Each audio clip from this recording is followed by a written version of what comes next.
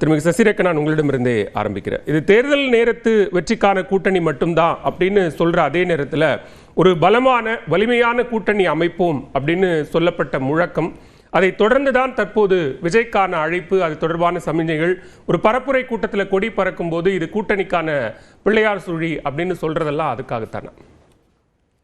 எதற்காக? வலுவான கூட்டணி கூட்டணி ஏற்கனவே எங்களிடம் இப்போ சிறந்த கூட்டணி, வலுவான கூட்டணி தான் இருக்கிறது. இப்போ உங்ககிட்ட வந்து காங்கிரஸ் இருக்கும்போது நாங்கள் எப்படி அதோட கூட்டணி வைக்க முடியும்? காங்கிரஸ் வருவாங்களா? இல்லை ஏதாவது உத்தரவாதம் யாராவது தந்திருக்காங்களா? இல்லை அப்போ ஆட்டோமேட்டிக்காக எங்களோட கூட்டணி என்பது இயல்பாகவே அமைந்த கூட்டணி, அதனால எப்படின்றது கிடையாது.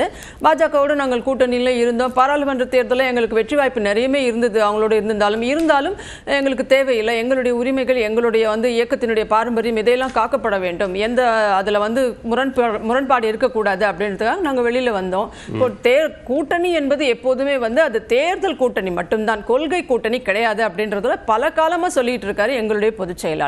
இதுல மாற்று கருத்துக்கே இடம் கிடையாது. அப்படி இருக்கும்போது நீங்க வந்து வலுவான கூட்டணி இப்போ தாவேக்காவே எடுத்துக்கோங்களேன். தாவேக்கா கொடிகள் அவங்க எடுத்துட்டு வராங்க. முதல் நாள் என்ன பரப்புனாங்க? இல்ல அது வந்து அதிமுக துண்டு போட்டிருக்காங்க அப்படின்னாங்க.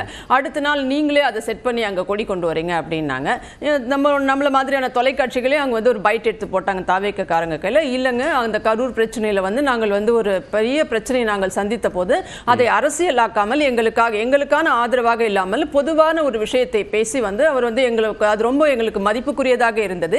எங்கள் மதிப்புக்குரிய தலைவர் எடப்பாடி பழனிசாமி அவர்கள் அவர் எங்க ஊருக்கு வந்திருக்காரு, நாங்க பார்க்க வந்திருக்கோம் அப்படின்னு. ஈரோடுக்கு வந்தா கோபியில இருந்தா அங்க ஈரோடு பக்கத்துல இருந்து நாமக்கல் போன்ற பகுதிகளுக்கு வந்து அவங்களே நேரடியா தாவேக்கா தொண்டர்கள் அவர்கள் என்ன பொறுப்புல இருக்காங்கன்ற வரைக்கும் தாவேக்கா தன்னெழுச்சியா அவர்கள் வர்றாங்க.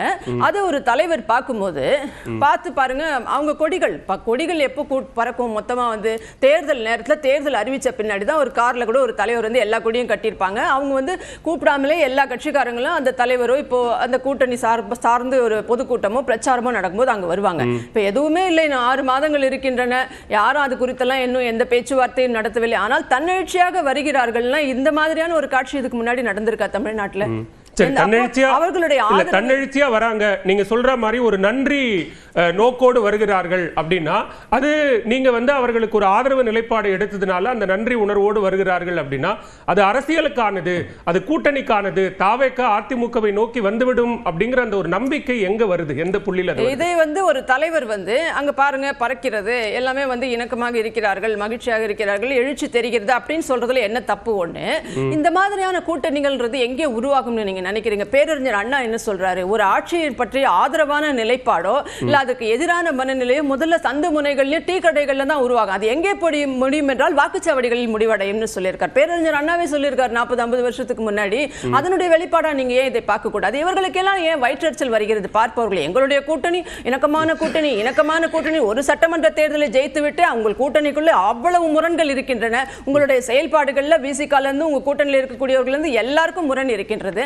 ஆனாலும் இணக்கமான கூட்டணி நீங்க அப்படியே சேர்த்து வச்சுட்டு போகும்போது எங்க கட்சிக்கு வந்து எந்த காலத்திலும் தமிழக அரசியல் வரலாற்றில் இல்லாத அளவுக்கு கூட்டணி பேசப்படவில்லை, இரு தலைவர்கள் சந்திக்கப்படவில்லை, அதற்கான எந்தவித காரணமும் இல்லை.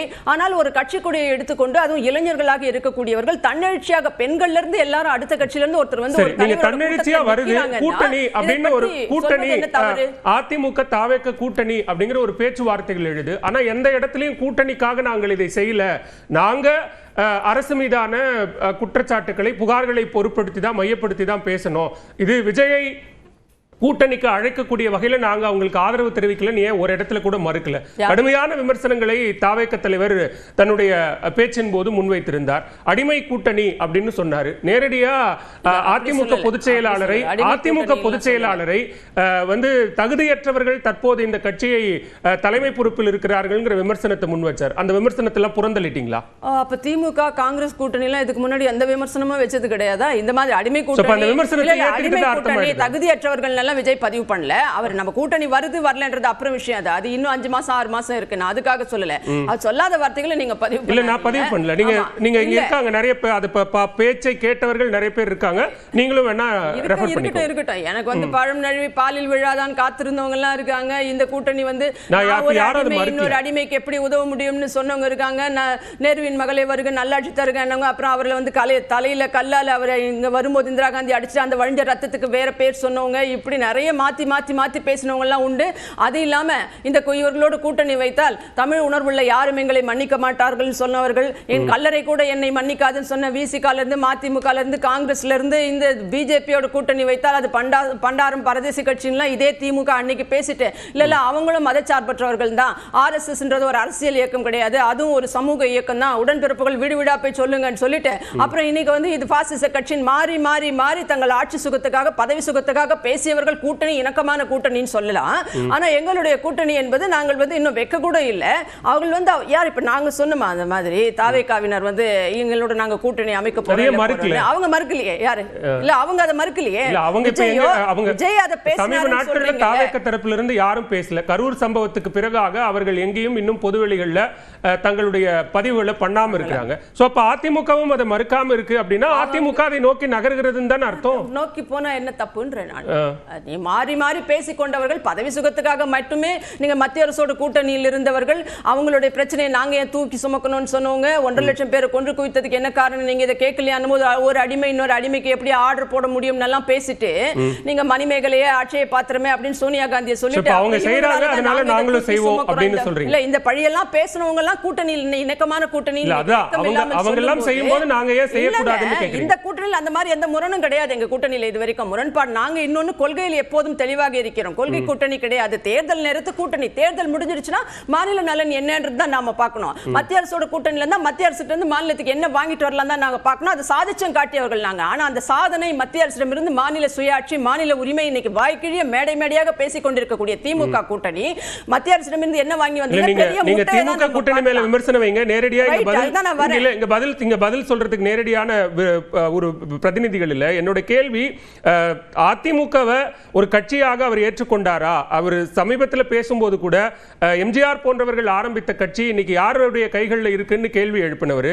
நேரடியா களத்துல திமுகவுக்கும் தாவேகவுக்கும் தான் போட்டி அப்படின்னு அந்த நரேட்டிவை பிக்ஸ் பண்ணவர். அவரை நோக்கி அதிமுக போகுதுன்னா அதுக்கான கேள்வி என்னங்கிறது யாருடைய கைகளில் இருக்குங்க, எப்படி இருக்கு பாருன்ற வார்த்தையை பதிவு பண்ணாரு. ஆமா, களத்துக்கு வர வரைக்கும் எல்லாரும் 1000 பேசலாங்க. களத்துக்கு வந்த பின்னாடி தாங்க தெரியும் எந்த கட்சி வந்து இன்னைக்கு இருக்கக்கூடிய ஆளுங்கட்சியின் சூழ்ச்சியை முறியடிக்கக்கூடிய கட்சி, அதற்குரிய கட்சி, அதற்குரிய வல்லமை யாருக்கு இருக்கிறது, திராணி யாருக்கு இருக்கிறது, யாரால் தமிழக மக்களை வந்து அமைதி வளம் வளர்ச்சின்னு ஆள முடியும். இதை வந்து நம்ம எப்படி பிரிச்சுக்கணும் அப்படின்னா கரூர் சம்பவத்துக்கு முன் என்ன ஒரு கேள்வி நீங்க தான் பேசுறீங்க, எனக்கு ஒரு புரிதல் வேணும்ல. இந்த சம்பவத்தை எப்படி பிரிச்சுக்கணும்னா கரூர் சம்பவத்துக்கு முன் கரூர் சம்பவத்துக்கு பின் அப்படி பிரிச்சுக்கணும். நீங்க பிரிக்க வேண்டாங்க, நாங்க பிரிக்கலங்க. அதுக்குள்ளவே நாங்க போலங்க. இல்ல அதுக்கு முன்னாடி வரையும் விஜய் ஆதரவு நிலைப்பாடு எங்கேயுமே வெளிப்படலையே. எத்தனையோ சூழ்ச்சிகளை திமுக கூட்டணியிலே எங்களால பண்ணிருக்க முடியும். நாங்க அந்த மாதிரி எல்லாம் சூழ்ச்சி பண்ணி யாரையும் இழுத்து பிடிச்சு தக்க வச்சு ஆட்சியில் அதிகாரத்துல பதவியில உட்கார்ந்து சுகத்தை அனுபவிக்கணும்ன்ற அவசியம் எங்களுக்கு இல்லங்க. நாங்க என்ன நல்லது பண்ணிருக்கோம் பாத்தீங்களா? எங்களுடைய பொதுச் செயலாளர் பிரச்சாரத்தை 170 தொகுதிகள் கிட்டத்தட்ட இன்னைக்கு வரைக்கும் போயிருக்காரு. நாங்கள் என்ன செய்தோம், இந்த ஆட்சி என்ன செய்திருக்கிறது, நாங்கள் என்ன செய்ய போகிறோம், இனி இவர்கள் எதையெல்லாம் செய்யவில்லை, 520 பொய் வாக்குறுதிகளை கொடுத்து ஏமாற்றி விட்டார். அதுக்கான தளம் இது இல்ல, நம்ம இன்னொரு தளத்துல பேசுவோம். இதைத்தான் சொல்லிட்டு இருக்காரு. கூட்டணி பத்தியோ வேற எதையோ பேசினாரா? இல்ல நாங்க தாவேகாரங்க எங்களுக்கு வாங்கன்னு சொன்னோமா? இல்ல தாவேகா பண்ணது தாவேகாவினுடைய கொடி பறப்பதை பார்த்து கூட்டணிக்கான பிள்ளையார் சுழி போடப்பட்டு விட்டதுன்னா என்ன அர்த்தம்? What it means? தாவேகாவை பார்த்து நாங்க தாவேகா செய்தது தப்பே இல்லன்னு கரூர்ல ஏதாவது பதிவு பண்ணோமா? ஆதரவா நாங்க எதுவும் பொதுவா மக்கள் அப்படியே தாவேகாவினர் நன்றி உணர்வோட இருக்காங்க நினைக்கிறார்கள். அப்படியே அவ்வளவு நன்றி உணர்வோட இருக்கிறாங்க. பேனர்லாம் வைக்கிறாங்க, எங்களுக்காக நீங்க உடன் நின்றீங்க. தாவேகாவினர் வந்து பேனர் வைக்கிறாங்க. தாவேகாவிட்ட கேளுங்க, எங்க கூட்டணிக்கு டெய்லி வராங்க, கொடி எடுத்துட்டு வராங்க. முதல் நாள் கொடி 10 பேர் எடுத்துட்டு வந்தாங்க, அப்புறம் 100 பேர் ஆனாங்க, அப்புறம் பேனர் வச்சாங்க. இன்னைக்கு நேத்து குமாரபாளையத்துல நாமக்கல்ல பேனர் வச்சிருக்காங்க. இன்னைக்கு அதிமுக தயாரா இருக்கு. இருங்க, ஆயிரக்கணக்கானவர்கள் எங்க பொதுச் செயலாளர் வர்ற இடத்துல வழியெல்லாம் கொடியை அசைக்கிறார்கள். ஆனா இது வரைக்கும் தாவேகா தலைமை யாரும் வாய் திறக்கல. முதல்கட்ட பார்வையை எடுத்துக்கிறேன். அப்ப இந்த கருத்தை அவர்கள் ஆதரிக்கிறார்கள். முதல்கட்ட பார்வையை எடுத்துக்கிறேன். என்ன தவறு? இந்த திமுகவை எங்களுடைய பொதுச் செயலாளர் இன்னொன்னு சொல்லியிருக்காரு, திமுகவை மக்கள் விரோத திமுகவை அகற்ற வேண்டும் என்ற ஒத்த கருத்துடைய கூட்டணி யார் தயாராக இருக்கிறார்களோ தயார்னும் போது அதுல என்ன தவறு இருக்கு? திராவிந்தரன் துரைசாமி, டிடிவி தினகரன், திருமாவளவன் போன்றவர்கள் முன்வைத்த விமர்சனம் எதை காட்டுகிறது? அதே நேரத்தில் என்ன தவறு அப்படின்னு கேள்வி எழுப்புறாங்க. தாவேக்கா நோக்கி போனால் தாவேக்கா எங்களை நோக்கி வரும் பட்சத்தில் அதுல என்ன தவறு இருக்க முடியும் அப்படின்னு கேட்க. தாவேக்கா ஆரம்பத்தில் நெகட்டிவ் பொலிட்டிக்ஸ் தான் பண்ணாங்க. ஒரு கட்சி வரும்போது பாசிட்டிவ் பொலிட்டிக்ஸ் பண்ணணும்.